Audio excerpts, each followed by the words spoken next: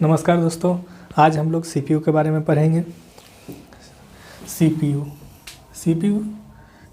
Is a central processing unit and brain of computer.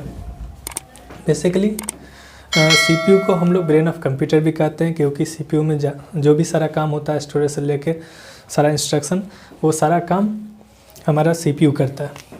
CPU को 3 भागों में बांटा गया है। ALU यानी अर्थमेटिकल लॉजिकल यूनिट, CU यानी कंट्रोल यूनिट एवं MU यानी कि memory unit. Basically arithmetical unit, इसमें जितना भी यूनिट है सभी यूनिट को अलग अलग काम करने के लिए बनाया गया है। सभी यूनिट का अलग अलग काम है, जैसे कि हम डेफिनेशन में ही बता चुके हैं। जो which is a capable of performing logical and arithmetical operation, यानी कंप्यूटर हमारे द्वारा दिए गए डाटा को क्या करता है, वो अर्थमेटिकल एवं लॉजिकल के रूप में कन्वर्ट करके करता है। तो अब उसमें क्या होता है ना, प्रोसेसिंग डिवाइस लगा हुआ होता है। जो डिवाइस क्या करता है, जो हमारे द्वारा दिए गए डाटा को कन्वर्ट करता है। तो यहाँ पे वो डिवाइस आ जाता है हमारा ALU यानी अर्थमेटिकल लॉजिकल यूनिट।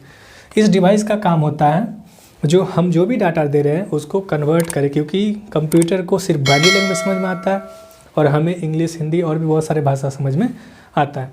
तो इस तरह से क्या करता है, जब भी हम कुछ भी उसमें प्रेस करते हैं तो वो CPU के अंदर जाता है, और CPU के अंदर हमारा कंट्रोल यूनिट है। कंट्रोल यूनिट का बहुत मेन रोल होता है, क्योंकि कंट्रोल यूनिट नाम से ही लग रहा है कंट्रोल करने वाला, है ना। तो इस तरह से, जिस तरह से हमारे घर में भी क्या होते हैं, एक मुखिया होते हैं, एक गार्जियन होते हैं जो पूरे फैमिली को कंट्रोल करते हैं, ठीक उसी तरह से CPU में कंट्रोल यूनिट का काम होता है। जो वो सारे जो भी यूनिट है वो सारा यूनिट सही से काम कर रहा है कि नहीं। जब हम लोग का कंप्यूटर ऑन होता है उसमें भी कंट्रोल यूनिट का बहुत बड़ा रोल होता है। उसमें इनपुट काम कर रहा है डिवाइस की नहीं, आउटपुट डिवाइस काम कर रहा है कि नहीं, ये सारा चीज़ देखने का काम होता है कंट्रोल यूनिट का। अब यहाँ पर जब भी हम उसमें कुछ भी उसमें एंटर करते हैं, डाटा फीड डालते हैं, तो उसको क्या करता है, कंट्रोल यूनिट इंस्ट्रक्शन देता है इसको ALU को, जो उसको प्रोसेस करे, कन्वर्ट करे। जब इसका इंस्ट्रक्शन मिलने के बाद, क्योंकि हम लोग को पता है जो जब तक हम लोग में के बॉडी में भी कंट्रोल यूनिट होता है, जैसे ब्रेन, यानी जब तक हमें ब्रेन इंस्ट्रक्शन नहीं देगा कुछ करने के लिए तब तक हम कोई भी काम नहीं करते हैं। ठीक उसी तरह से CPU में कंट्रोल यूनिट का काम होता है इंस्ट्रक्शन देने का, देखते रहने का जो सभी काम सही से हो रहा है या नहीं। तो इसमें क्या हो रहा है, जो कंट्रोल यूनिट इंस्ट्रक्शन देगा उसके बाद क्या करेगा, हमारे द्वारा दिए गए डाटा को वो अर्थमेटिकल एवं लॉजिकल के रूप में वो प्रोसेस करके कंप्यूटर को समझाएगा, और जब कंप्यूटर समझेगा उसके बाद जब वो रिजल्ट देगा तो उसको फिर हमारे डिस्प्ले पर प्रोसेस करके बताएगा। तो ये काम होता है अर्थमेटिकल लॉजिकल यूनिट का। नेक्स्ट आता है हमारा कंट्रोल यूनिट। कंट्रोल यूनिट बता ही दिए हैं, जो कंट्रोल करने का काम करता है सारा डिवाइस। जैसे कि जब भी हम कंप्यूटर को बूटिंग प्रोसेस यानी उसको ऑन करते हैं, उस टाइम में भी कंट्रोल यूनिट का रोल होता है, जो इनपुट डिवाइस प्रॉपर लगा हुआ है कि नहीं, आउटपुट डिवाइस सही से काम करने के लिए सारा वो बेसिक चेक होता है, बेसिक इनपुट आउटपुट उसको चेक किया जाता है। और इसीलिए इसको, और चूँकि ये कंट्रोल करने का काम करता है, इसलिए इसको हाउस मास्टर ऑफ कंप्यूटर भी कहते हैं। अक्सर ये पूछा जाता है जो हाउस मास्टर ऑफ कंप्यूटर किसको कहते हैं। ऑप्शन में बहुत सारा आता है, जैसे CU आ जाता है, CPU आ जाता है, MU आ जाता है, ALU आ जाता है। तो उस वक्त कन्फ्यूज नहीं होना है, और हमें ध्यान रखना है जो हाउस मास्टर यानी कि जो घर के गार्जियन होते हैं, मास्टर होते हैं, तो जो कंट्रोल करने का काम करते हैं वो होंगे। तो उसी तरह से CPU में जो कंट्रोल करने का काम होता है वो हाउस मास्टर ऑफ कंप्यूटर कहलाते हैं। नेक्स्ट आता है हमारा मेमोरी यूनिट। जैसे नाम से ही लग रहा है ये स्टोरेज कैपेसिटी से रिलेटेड है। तो मेमोरी यूनिट को 2 भागों में बांटा गया है, एक प्राइमरी स्टोरेज डिवाइस और एक सेकेंडरी स्टोरेज डिवाइस। बेसिकली जब आप ये वीडियो देख रहे होंगे तो आप इसको पॉज करेंगे, और जो मैं आपसे पूछ रहा हूँ इसके बारे में आप सोचेंगे। जो हम लोग, जैसे हम लोग को ये पता है, जो हम लोग के माइंड में भी मेमोरी होता है, जैसे कि प्राइमरी एंड सेकेंडरी। जैसे अगर हम आपसे पूछें 2 + 2 क्या होता है, तो आपके माइंड में अगर यार ये तो 4 होता है। जो ही मैं लिख रहा था उसी वक्त आप लोग को समझ में आ गया होगा। लेकिन अगर यहीं पे हम अगर पूछ दें 198 × 2 क्या होगा, तो 1 सेकंड के लिए सोचने लगेंगे, या फिर इसको मल्टीप्लाई करके बताएंगे जो कितना होता है। तो कहीं ना कहीं क्या हो रहा है, जो दोनों ये जो भी हम लोग करते हैं वो सारा मेमोरी, माइंड में जो हम लोग को मेमोरी उसके अकॉर्डिंग ही करते हैं। लेकिन इस क्या अंतर है, जैसे इसमें 2 + 2 4 करने के लिए हमको कुछ भी सोचना नहीं पड़ा। जब भी मैंने इसको लिखा आप लोग को इसके दिमाग में आ गया अच्छा ये 4 होता है, जबकि ये या इससे भी और भी कॉम्प्लिकेटेड अगर हम आपसे पूछ दें तो फिर आप उस समय इसको आप कैलकुलेट करके बता देंगे। अब हम बात कर रहे हैं जैसे कि सबसे फर्स्ट क्वेश्चन तो आप लोग से ये है, जो 4 कौन से मेमोरी से बोले हैं? 4 प्राइमरी मेमोरी से बोले हैं या फिर सेकेंडरी मेमोरी से? नेक्स्ट, और 396 कौन से मेमोरी से बोले हैं? दोनों के बारे में आपको बताना है। 4 और 396 आप कौन से मेमोरी से बोले हैं? जब आप वीडियो देख रहे थे पॉज करके, उस वक्त का आपका थॉट क्या था, और जब हम बताएंगे फिर उसके बाद आप लोग का क्या थॉट है। तो यहाँ पे अब आ जाता है जैसे कि आज तो चलिए आपको याद था या फिर आपने आज कैलकुलेट करके बता दिया, लेकिन अगर कुछ सालों बाद फिर अगर हम आपसे मिलते हैं और उस वक्त अगर हम आपको बताते हैं, जो याद है आपको एक वीडियो में हम आपको बता रहे थे 198 × 2 क्या होता है, कुछ आप बता रहे थे, तो क्या आपको उस वक्त ये याद रहेगा? और अगर उसी समय अगर हम आपसे पूछ दें 2 + 2 क्या होता है, तो आप बोलेंगे, फिर आपको कैलकुलेट करने की ज़रूरत नहीं, उसी वक्त बता देंगे। तो कहीं ना कहीं क्या होता है, जो आपको ये समझ में आना चाहिए जो ये हम लोग कौन से मेमोरी से बोल रहे हैं, क्योंकि माइंड में हम लोग को प्राइमरी और सेकेंडरी मेमोरी होता है। अब यहाँ पे देखिए primary memory, basically primary memory को हम लोग उस मेमोरी को कहते हैं जो हमें अभी याद है लेकिन कुछ समय बाद हम भूल जाएंगे। जो हमें अभी याद है लेकिन हम कुछ समय बाद भूल जाएंगे, यानी कि टेम्पोररी मेमोरी। बिल्कुल सही, टेम्पोररी मेमोरी, यानी कि तत्काल के लिए, कुछ समय के लिए हमें याद है लेकिन बाद में हम भूल जाएंगे। तो अब इसमें से आप बताइए कौन सा ऐसा है जो आप थोड़ा देर के लिए आपको याद है बाद में भूल जाएंगे? जी बिल्कुल, 396। ये अभी आपको है, बाद में जब भी हम आपको कुछ समय बाद पूछेंगे फिर आप इसको कैलकुलेट करके बताएंगे।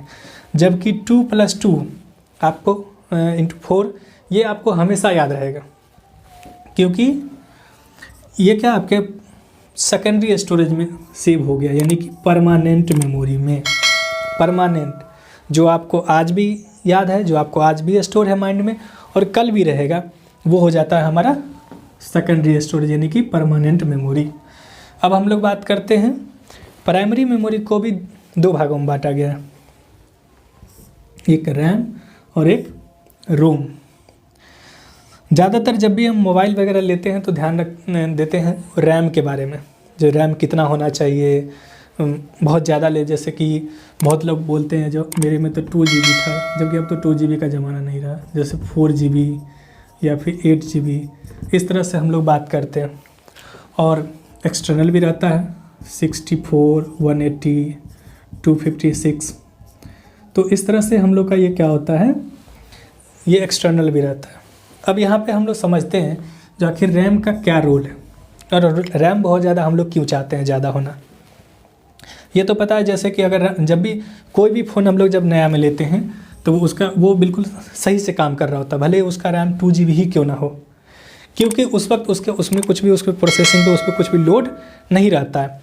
लेकिन अगर हम बाद में उस पर बहुत सारे ऐप्स अगर लोड कर लेते हैं तो देखते हैं जिसका रैम कम है वो क्या होता है, वो बहुत ज़्यादा फंसने लगता है, स्लो हो जाता है उसका स्पीड काम करने का, क्योंकि उसका स्टोरेज, उसका रैम। अब रैम, इस कंसेप्ट को समझना होगा आखिर ऐसा होता क्यों है। क्योंकि क्या होता है, जब भी हम लोग मोबाइल में एप्लीकेशन इंस्टॉल करते हैं और वो एप्लीकेशन रनिंग मोड में होता है, तो उस समय क्या होता है, जो वो रैम में स्टोर होता है जो भी हमारा, क्योंकि वो कुछ समय के लिए होता है। जैसे कि इसको हम लोग इसमें भी समझ सकते हैं, कंप्यूटर में भी, जब भी हमारा जितना भी एप्लीकेशन होता है, जब वो उसको इंस्टॉल रहता है तो वो रैम में इंस्टॉल होता है। जब हम कोई एप्लीकेशन अगर ओपन करते हैं, फॉर एग्जांपल जैसे कि हम लोग MS वर्ड ओपन किए, अब MS वर्ड में हम लोग कुछ टाइप कर रहे हैं, अब MS वर्ड में जब हम टाइप कर रहे हैं वो भी तो कहीं स्टोर हो रहा होगा।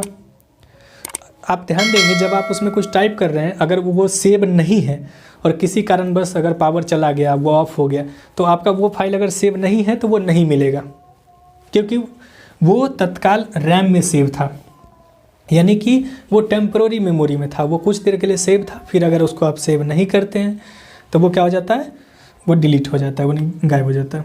अब यहाँ पे आता है जी उसको कैसे करेंगे। तो अगर आपका जो MS वर्ड में अगर आप उसमें कुछ टाइप कर ले, आपने अपना कुछ काम कर लिया, और अगर आप उसको सेव कर लेते हैं, जब भी हम सेव करते देखते होंगे अक्सर, जैसे कि हम कंप्यूटर वगैरह में हार्ड डिस्क हमारा होता है, अगर हम उसमें सेव कर लेते हैं तो क्या हो जाता है, वो परमानेंट मेमोरी में आ गया। अब अगर आपका पावर कट भी हो जाता है तब भी वो आपका मिलेगा, वो आज भी रहेगा, कल भी रहेगा, यानी जब तक आपका हार्ड डिस्क है वो उसमें स्टोर रहेगा। तो यानी कि हम लोग ये मामला कंसेप्ट क्लियर हो गया। जो रैम क्या होता है, रैंडम एक्सेस मेमोरी, जो रनिंग मोड में इसके अंदर एप्लीकेशन होता है, जो कम समय के लिए होता है। जब भी अगर हम इसको सेव नहीं करते हैं तो इसमें जो स्टोर रहता है डाटा वो गायब हो जाएगा। इसमें आता है जो री राइट के लिए भी ऑप्शन होता है। जैसे अगर हम MS वर्ड में अगर आप कुछ टाइप कर रहे हैं तो उसको अगर आप चाहेंगे तो उसमें कुछ डिलीट भी कर सकते हैं, उसमें चाहे तो कुछ ऐड भी कर सकते हैं और उसको आप फिर से सेव कर सकते हैं। जब आप इसको सेव करते हैं तो वो फाइल रैम से परमानेंट मेमोरी में चला जाता है, यानी हार्ड डिस्क में हो, पेन ड्राइव में हो, SSD में हो, और जहाँ भी आप जिस प्लेस में जो भी सेकेंडरी इसका परमानेंट मेमोरी का जो भी आप जिसमें भी रखना चाहें। नेक्स्ट आता है हमारा रोम। रोम नाम से ही लग रहा है read only memory, read only यानी सिर्फ रीड करने वाला, यानी एक ऐसा मेमोरी जिसको हम लोग सिर्फ रीड कर सकते हैं, ना उसमें कुछ राइट कर सकते हैं, ना ही उसमें कुछ डिलीट कर सकते हैं। कैन नॉट चेंज्ड यानी उसके प्रोग्राम में हम लोग कुछ भी चेंज नहीं कर सकते। जैसे CD वगैरह कैसेट हो गया, मोबाइल फ़ोन में देखते होंगे जो प्रोग्रामिंग पहले से लोड रहता है उसको हम लोग सिर्फ रीड कर सकते हैं, लेकिन उसको हम लोग डिलीट नहीं कर सकते हैं। वो हो जाता है हमारा रोम। अब अगर और भी इसमें कुछ अगर आप लोग जानना चाहते हैं तो कमेंट में बताएं, इसमें हम और भी इसका आगे फर्दर बताने की कोशिश करेंगे।